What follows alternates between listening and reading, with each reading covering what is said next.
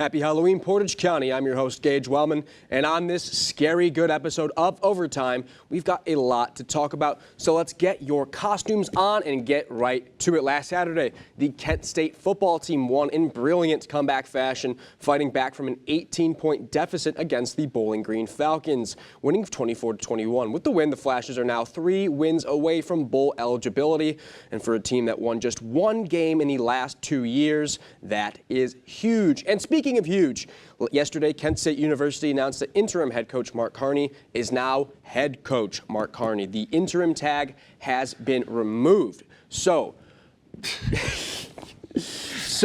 Sheriff Deputy Arthur Morgan. He was not, by the way, he was not a sheriff. Shout out Red Dead Redemption 2, greatest game of all time. It is the greatest game of all time. It is, please play it. So Carney, he has now been tagged as the official head coach of Kent State. But before we get into that, Kent State had a pretty great win against Bowling Green. What were your initial reactions to that? So I think that game really shows why Carney became head coach. You see them fighting back from down 21-3. It shows the heart. I can tell you're having a hard time taking me seriously right now, just the way you're looking at me. No. But continue with that. You got it, man. You got this. DeShields had a solid game. It wasn't anything special, 13 of 22 and a touchdown.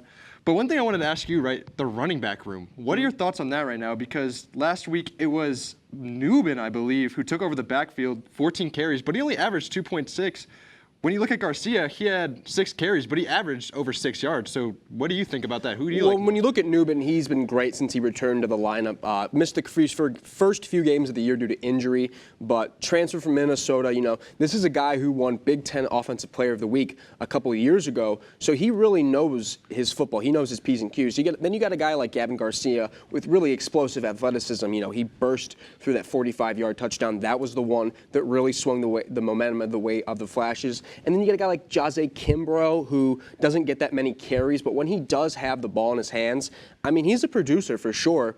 Overall, I think the running back room is definitely one of the strengths of this team. Now, speaking of strengths, Darius Clark. Darius Clark in every game, every win for Kent State this year. It's something new. It's something new. It's a kick return or it's throwing a touchdown. What does it mean that the Flashes have a guy like Darius who can pretty much win games single-handedly? He's the ultimate Swiss Army knife, right?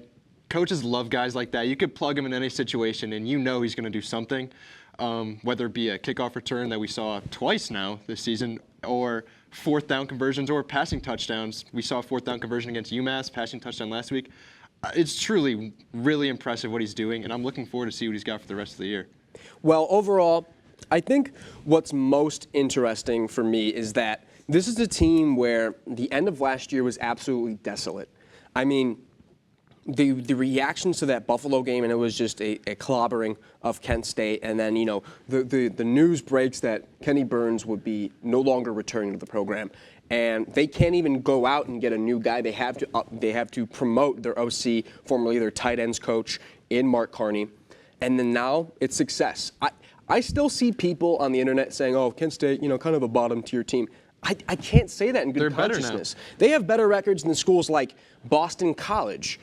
This is not much of a brag, but Middle 10, Sam Houston, you know, are they the best programs? No, but Kent State is doing better than them. And they're going uphill. That's all you can see, all you want, really. Going into the season, I think it's fair to say no one really knew what to be expected with this new program under Mark Carney. Obviously, you're hoping for wins, but I think this is probably one of the best outcomes you could have hoped for if you're a Flashes fan going into this year. Definitely. And then moving forward, you know, this is a team I think they're going bowling. I'm looking at that Central Michigan game, Akron, and you know that Northern Illinois is definitely winnable. They're having the worst year in the MAC. Surprising after they came off a year where they beat Notre Dame. There's no reason I don't see why Kent State makes a bowl game, but they struggle on the road, and that Akron game is on the road. What do you think about the Flashes on the road this year? Do you think they overcome the struggles, or do you think maybe they let them consume them? I think it'll be a unique game because of the rivalry. I think that will get them going. Obviously, it sparks a fire under you, and I think the rivalry will get them going, and they will beat Akron, I think.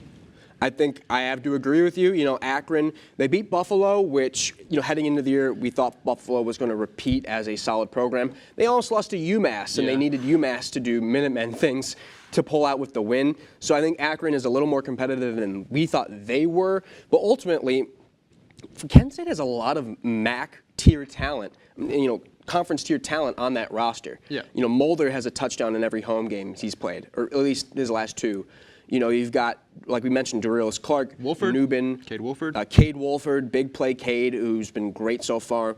Overall, I really hope to be there at the famous Idaho Potato Bowl, and I hope you're there getting some footage of the potatoes. Let's do it.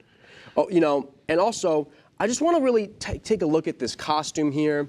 We got a great mustache. He's a sleepy cowboy. We wanted to get some wheat for him, but we could not. Well, the clock is approaching midnight for the Los Angeles Dodgers, and no puns intended, but I was dead wrong about that. Stay with us for some baseball discussions next on Overtime.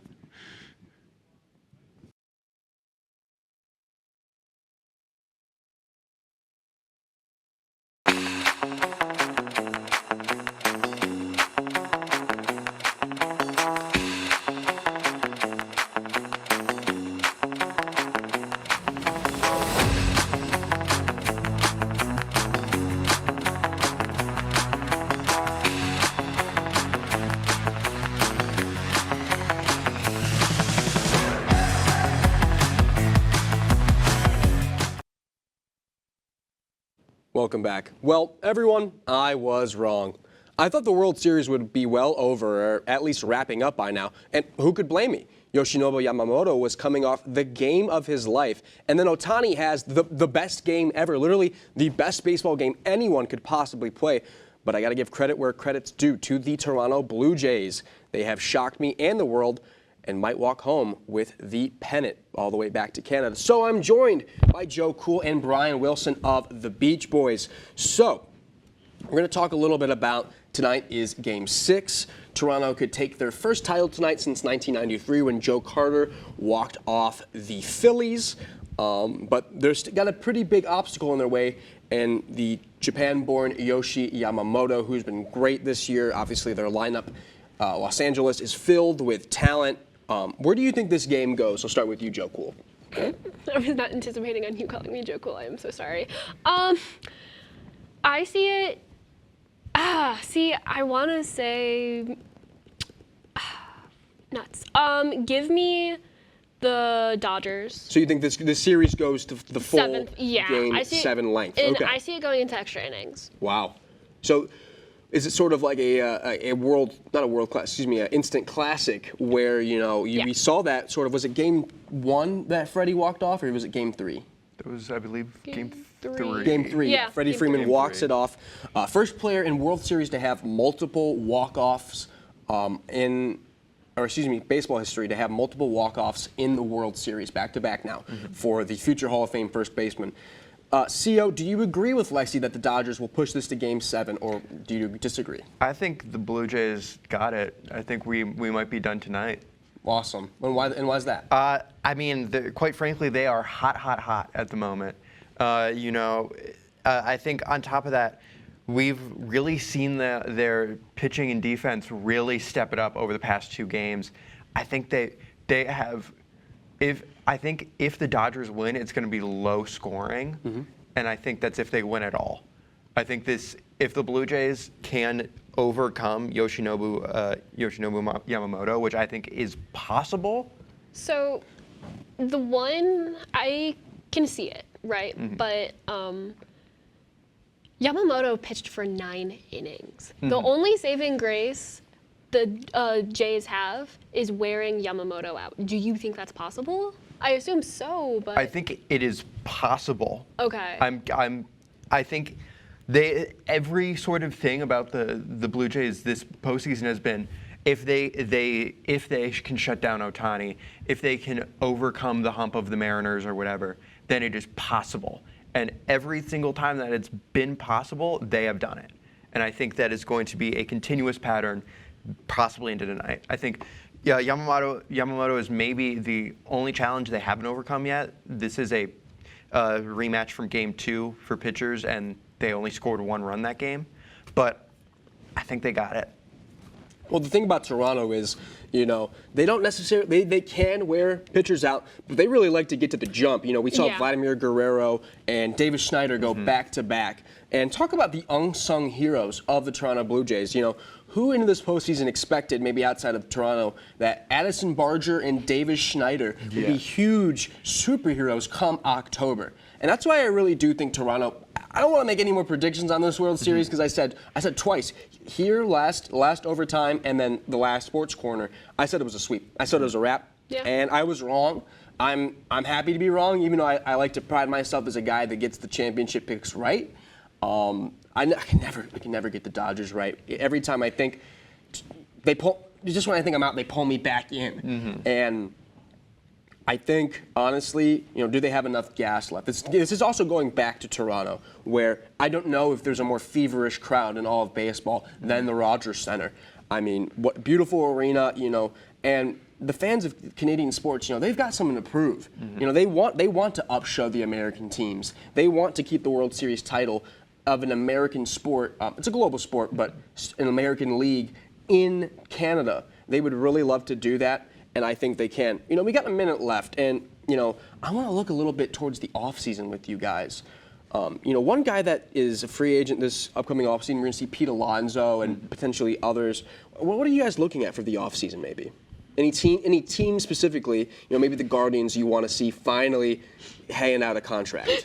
I laugh. Yeah, the Guards aren't buying. They're not. They're not. They're not. They're probably gonna, I hate to break it to you They're guys, probably going to but pick up another Austin Hedges contract and a few bags of bubble gum. Seal, where do you think a guy like Pete Alonso ends up? I mean, I think there's a lot of places. I think we always need to look. There's a chance he goes to the Dodgers. Oof. Could you imagine that team? Yeah. Because where would he be then? DH? Because you got to keep Freddie at first. Right. And then Got options. I don't know Who has a giant payroll and is missing a first baseman? The Giants. Oh, there we go. Yeah. Well, I think that's definitely something to keep an eye out for. Well, last night Lamar Jackson returned to the lineup for the Baltimore Ravens. Stay with us to see who took the victory. Well, everyone, the Ohio high school football regular season is over, and the playoffs are finally here. For the first time, teams will get a bye week before the postseason starts, giving programs like Hoban and St. Ed's a chance to rest up. Every match now carries real weight, and this year feels as unpredictable as ever. Some teams are built for November, while others might get an early scare, no Halloween jokes intended, before their run gets a chance to begin. Now, Lucas Stitch Cochran, I love the onesie. So, Lucas, give us the rundown. I know we were talking about teams like Hoban, St. Ed's, Walsh, obviously, and then some sleeper picks in there. What really gets you excited about this postseason? I'm excited to see what team like them falls first. I know after watching college football that the bye week does not fare well for these teams, and I don't like it personally. I know Cardinal Mooney in Division 5 is where I really look. They're from our area. They're in Youngstown. They didn't play Week 10 because of Thursday and stuff, and now they're not going to play again. So now you're looking at 2 weeks. They're not going to be adjusted to the weather. Apparently, it would be 25-degree difference since the last time they played. You're going from that to now play your next competitive football game to a team that wants to win more than you, more than likely, because they're the lower seed. They're coming as the underdog. They're coming to your house. 25 degrees colder in your north. I don't know what that looks like up there, but it's going to be brutal this year for some of these teams. It's certainly interesting. You made the comparison to college football, and it sort of seems that, as we progress through this decade, the college tries to copy the NFL, right, with competitive realignment, NIL paying players, and then now it's moved bye weeks in college football playoffs, just like the NFL has. And then now we've seen it go, both of those things go down to the high school level. What were your reactions to, when you heard that NIL was possibly something that's going to happen? It should be happening. I'm not shocked. I mean, technically at the end of this 45-day window they set up, they're building up blueprints so they can set the actual rules, but they could still say no. If they say no, all it's going to do is make it 10 times harder for them. More kids are going to sue them. They're going to be, oh, we already started this, and now you're taking it away. I mean, you could look at a whole new head under OHSA and stuff because of that. So there's no way NIL does not officially become 100% legal in Ohio. And I think schools aren't allowed to pay players, so that does not change. This won't affect recruiting, but local businesses, you can see places like a school like Indian Valley, where I think about, you have to drive 30 minutes to find the nearest Chipotle or something. But Right. then you come Or to the a school, Firelands, maybe you're right, familiar. but if you Yeah. come to a school like Stowe or a school like Pickerington North, you have a lot of local businesses around you. So I'm curious to see where that affects. I don't think it'll play that much of an effect, but I do think we're going to see a ton of transfers this offseason because of it. I'm not going to try to lean one way towards the other, but I do think that I don't necessarily think that every high school kid deserves NIL, because there's going to be a lot of kids who are, they play high school ball and then, they played high school ball in high school. That's all. But there are guys now who are already projected to go to Ohio State, Notre Dame, Penn State, Alabama, across the country that are already being, prophetized and used as, I'll come watch the game, Johnny Smith is playing football tonight for St. Ed's. I think guys like that deserve a bit of that cut, especially because, not to get too dark, but football is an incredibly dangerous sport. At the end of the day, I have always been pro pay your players. I don't have an issue with that. I don't have an issue with athletes making money.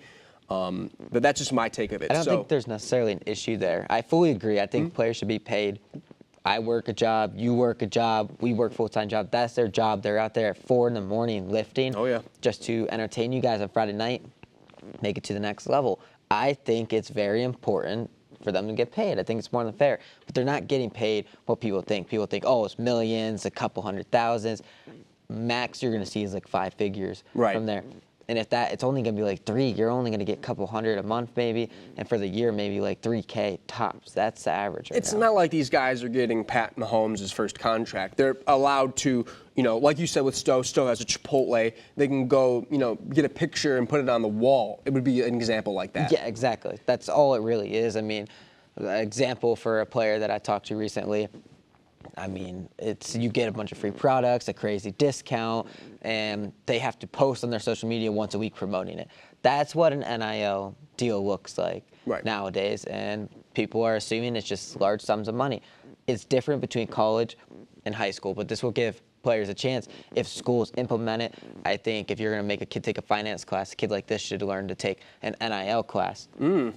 I mean, you're throwing them into the fire. I think 70% of pro athletes go bankrupt. Now you're giving 15-year-olds. There's getting Cam Mercer down south. He moved out of Ohio so he can make NIL money. Landed a 7-figure deal. You think when he leaves here, there's going to be a day if he doesn't make it to the pros, and even after the pros, there's going to be a day you aren't making that kind of money just to live your actual job. You're no longer going to be handed millions to go play a basketball game. You're going to be handed $60K to go work at a local store or something. Well, Lucas, amazing, nuanced stuff is all. And folks, go home, look into it, look at the NIL, do your research. And he's leaving already. Stitches going back home to planet Mars. Well, after sorely missing Lamar Jackson, the Baltimore Ravens have won back-to-back games against the Chicago Bears last weekend. Last night, B-More defeated the Miami Dolphins 28-6. The Ravens now move to 3-5 with the win and are now sort of in the mix to compete in the AFC North Division. And let's talk about those 4 teams for a second. The Bengals have had nice wins, but I don't really trust them to make the playoffs. The Steelers should win it, but they keep losing games. And then Baltimore is skilled but questionable, and there's one other team, but I'm not talking about them. And we have, wow, that is, right there is a shot of all shots right there. Connor, do you want to tell the crowd what your costume is? I am Huggy Wuggy from the indie horror game known as Poppy Playtime. That's awesome. And then Anne-Marie, are you an elf? I'm an elf. That's awesome. So, David in my ear just said you look like Link. You do look like Link from Zelda. Connor, I know you're a type of guy that likes to focus on the Baltimore region of sports. Did you tune into last night's game? And if so, what did you think of the Ravens' win over the lowly Dolphins? I absolutely tuned in, and I was very impressed with them. I mean, you had the return of Lamar, the return of Truz, and he absolutely nailed it. He had 18 for 23, 204 passing yards, 4 passing touchdowns. He was 1 away from a Jackson 5. We had tight end frenzy in Miami. We had 2 touchdowns from Mark Andrews, and you had 1 from Charlie Kohler. But you also got to give credit to the defense. They forced 3 turnovers, which included 2 forced fumbles, 1 from Alohi Gilman and Marlon Humphrey. And then you had the first career interception for first-round rookie Malachi Starks. I was very impressed with their win. So overall, Anne-Marie, I see you've got some notes there. What's going on with the Dolphins? Because they're a pretty interesting team. They just fired their GM this morning. They're going to keep Mike McDaniel for the rest of the year, but we don't know what that'll look like post this season ending. What's the problem with the Dolphins? Why can't they, get the show on the road? A talented team, of course. I feel like there's a lot of miscues going on, and I think it starts with Mike McDaniel and Tua. I feel like Tua is not holding himself accountable.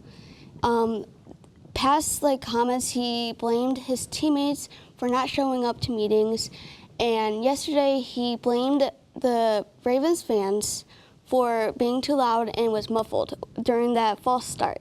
So he's not holding himself accountable. He's throwing awful throws, and they're not getting on the same page. I think he should be benched because he's not doing well. And it starts at the quarterback, and they need to put in their backup to figure out the issue. I feel like they won't get better if they keep making the same mistakes and if they don't get on the same page and talk to each other. That's definitely a great point, Anne-Marie. And you might hear that and say, Tua Tagovailoa, you're benching him. But, I mean, honestly, I don't think it's crazy to say that because Miami's not going anywhere. You can't win the division. You have two AFC powerhouses in the East Division with the Bills and Pats. No way for the Dolphins to take that. They only have two wins more than the New York, or one win, more than the New York Jets. And then, why not bench him and get that draft capital? You move up in the draft. Maybe you have your options. We're going to see guys like Fernando Mendoza, Dante Moore, a lot of good Caleb Downs, a lot of great talent that Miami really needs that talent. Getting back into the North. Now, this is pretty interesting because Pittsburgh, they keep slipping. They have, like I said in the read, bad losses. I mean, the game against Seattle was a terrible loss. Against Green Bay, you go into the locker room at half with a lead, and then you choke pretty terribly. Connor, where do you think this division goes from here? Well, if you look at the schedule of the two teams who are really competing for it, you would probably think that the Ravens would have the better chance because if we look at the Ravens' schedule for the rest of the year, they play teams like the Vikings, Browns, Jets, Bengals twice, Steelers twice, and really their only two competitive games that they're really going to have are going to be against the Patriots and the Packers. Meanwhile, the Steelers, they got to play people like the Colts, the Chargers, Bills, Lions, and the Ravens twice. So really for me, I think the Ravens are going to make the comeback, and I think that they are going to take the North. But obviously, in football, anything can happen, so we're just going to have to see what happens. But I personally think the Ravens are going to take this division. I can definitely see that, too. That Pittsburgh schedule is ridiculous. Anne-Marie, do you disagree with Connor? Do you think Pittsburgh can stay strong, or do you think Baltimore wins this title again? I think the Steelers could stay strong. I know that the Ravens were struggling. They might be able to make a comeback. It's football, like what he said. We don't really know. I think the Steelers have a chance. Awesome. I don't want to count them out just yet. And I wouldn't either. I mean, the Colts, maybe they falter. The Bears, they're already kind of slipping. Chargers, they have inconsistencies before, but I do think the Ravens probably walk away with this division once Lamar is fully ingratiated. Well, of course, you can see that my cast wore costumes today, so when we'll get back, I will rank from first to worst of all of their costumes next on Overtime. Welcome to the final minute, and in the spirit of the holiday, we have a costume contest. So, I'm going to be ranking the costumes of all of our cast members today. Now, guys, as I said, please don't hold it against yourselves or me that I give the ranking. This ranking is based on how good they are aesthetically, the quality of the costume, and what if I can identify. That's a shot right there. If I can identify who you are without you telling me. So, for our last place. I'm very sorry, but will Mr. C.O. Parker show up and show us our costume? Now, C.O., we're actually in the same boat because we're both two dudes wearing clothes. and we're just going to have to tell people, like if we go to a party or something, we're going to have to tell people who we are. So how about tell the audience who you are for your costume. I'm Brian Wilson, the main member of the Beach Boys. And a little clap after everybody tells their costume. All right, R.I.P. Brian Wilson. Rest in peace, Brian Wilson, and screw Mike Love. All right, and then feel free to sit down. And everybody, just when I say your name, just go up and we'll do a clap, and then we'll go on. So next, Anne-Marie Chula. Sorry, Anne-Marie. It's a very good costume. You look like a crayon. I'm sorry. You look like a crayon. You look like a crayon, and it's very confusing. It's like a crayon or maybe Link from Zelda. But tell the audience what you really are. I'm an elf. I forgot elf ears, though. Oh, Peter Pan's another good guess. Peter Pan as well. All right. For our next person, the great and powerful Lucas Cochran. Lucas, it's a very good costume, but it's just a Snuggie. It is just a Snuggie. But it is a very cool Snuggie. Lilo and Stitch is a great movie. Not too sure about the remake. I heard people said it was trash. But the original is an all-time absolute cinema classic. So thank you very much, Lucas. Next, we're going to have Connor as whatever this abomination is. It's amazing. We actually had a tour group come in, and me and David Williams, the sports director, were talking serious, like, oh yeah, join the team. And then we just turn around and it's this guy right here in the goofiest costume ever. So thank you very much, Connor. And finally, we see the winner and the second place at the same time. Second place, Josh Zeramet, show up, the cowboy. Very good, very, very good, Josh. You look great. Please try to wear that on the night. What are you doing tonight? Are you going out or are you going to cover something? I have a bow tie. What's that? Oh, bow tie would go crazy. A bellow tie? I have one if you Yes, want a it. bolo. If you are going out, I have one. I don't know what that is. I don't know what that What do is. Cowboys wear? I don't know. All right, Josh, very good indeed. And finally, of course, that means the winner is Joe Cool Lexi Blatnick. Obviously, I mean, we all know what the costume is. Do we? Also, I would had to say, yeah. explain I mean, it like a couple times. I feel like that costume's gotten pretty famous. We had Sophia Sonata, who graduated last year. She wore the Joe Cool. She did. I've seen it before, and I think it looks good. You look very much like Snoopy. Like a beagle. It's huge on TikTok, quite frankly. And I think you should definitely post that one on socials to get some views. Overall, guys, what are we doing tonight for Halloween? We got a few seconds left to talk. What are we doing for Halloween? Unpacking. You're Football what? game. I'm unpacking. Unpacking. Oh, that's right. The new room. I am working. Oh, we got a fun bunch here at overtime. Yeah. Josh and Lucas, what are we doing for Halloween, guys? I am being forced to go out. We'll see how that goes. I'm going to Akron. Nice. What are you covering? Akron East versus Benedictine. Oh, nice. Co and Lexi, what are you guys doing for Halloween? I'm watching the World Series. Nice. Oof, That's honestly the best option. I'll also be watching the World Series. Yep. At a bar. with And- Thea. We will not be at a bar. No, he will not be. I like how on overtime Lexi has mentioned Whoa. adult beverage privileges a few times on overtime. I'm 21. I can show my license. This if is need true. be. She's legally allowed to, and that's all good. Well, folks, that is it for today's shift of Overtime. For more sports coverage, head to kentstater.com and tune into Sports Corner every Monday at 8. On behalf of everyone here, make sure to go out, have some fun, please be safe, and thank you very much for watching.